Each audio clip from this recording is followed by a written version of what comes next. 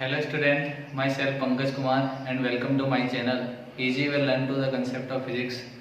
Previous video में हमने Gauss नियम के बारे में पढ़ा था। आज हम कूलॉम नियम से गाउस नियम की उत्पत्ति देखेंगे। सबसे पहले गाउस नियम क्या होता है?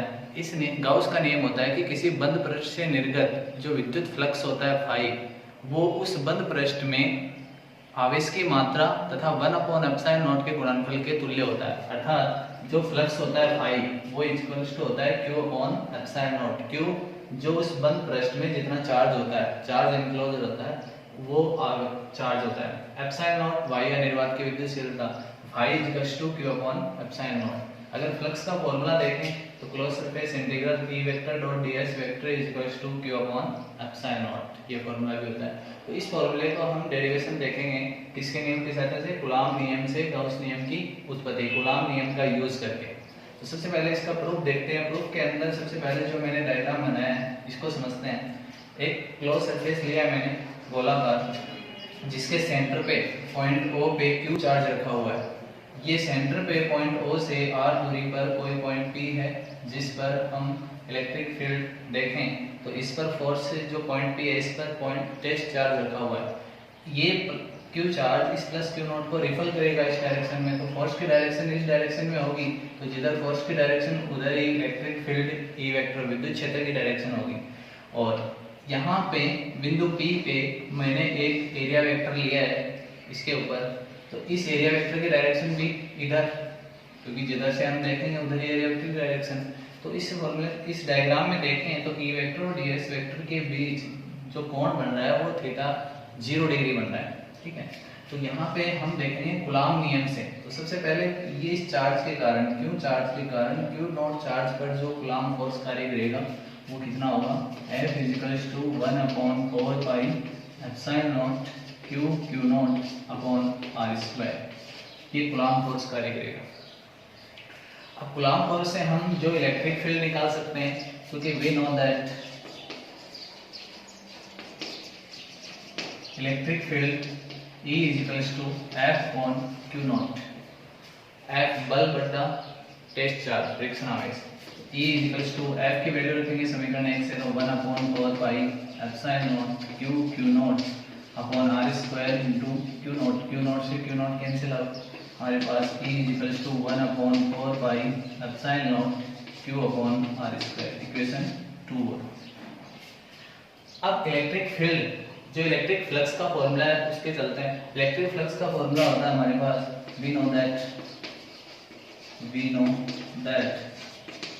Electric flux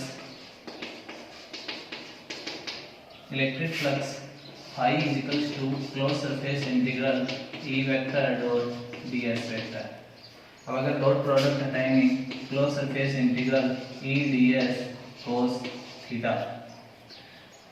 Since the angle between E vector and ds vector is 0 degree, so since E vector parallel ds vector, then theta becomes 0 degree.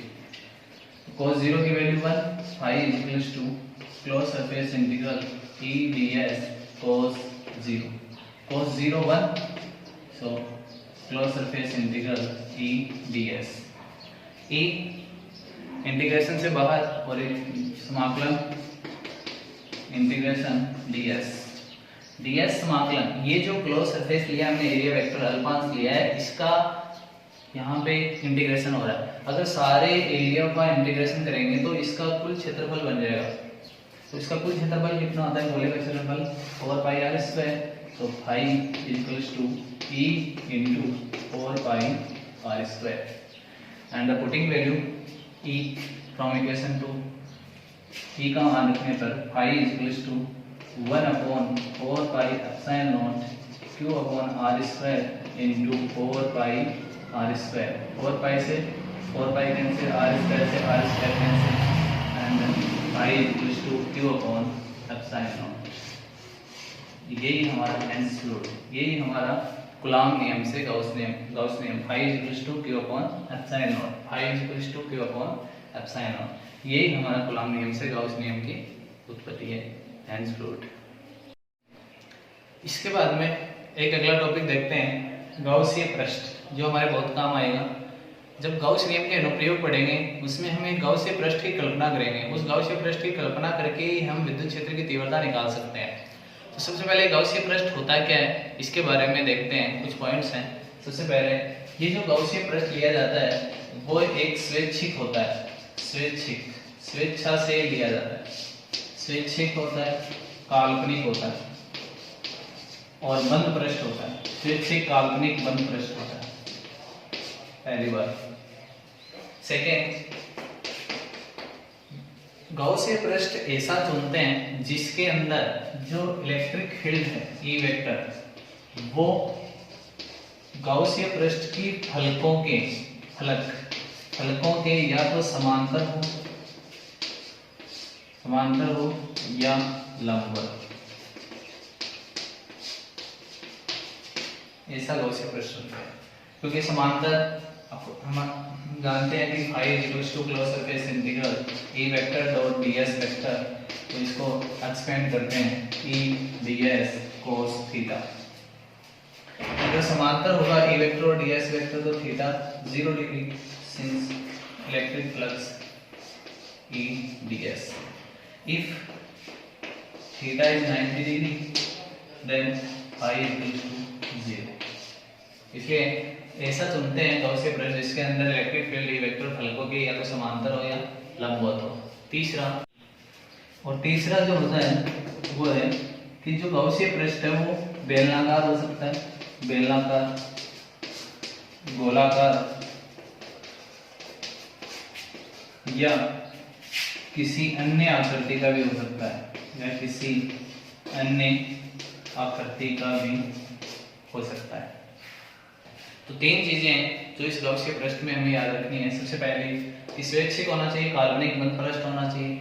दूसरी, ई वेक्टर जो इलेक्ट्रिक फील्ड ई वेक्टर है वो फलकों के, जो गाउसीय पृष्ठ लेते हैं चुनते हैं उसकी फलकों के या तो समांतर हो या क्या हो, लंबवत, क्योंकि समांतर स्थिति में थीटा 0 डिग्री और लंबवत स्थिति में थीटा 90 डिग्री।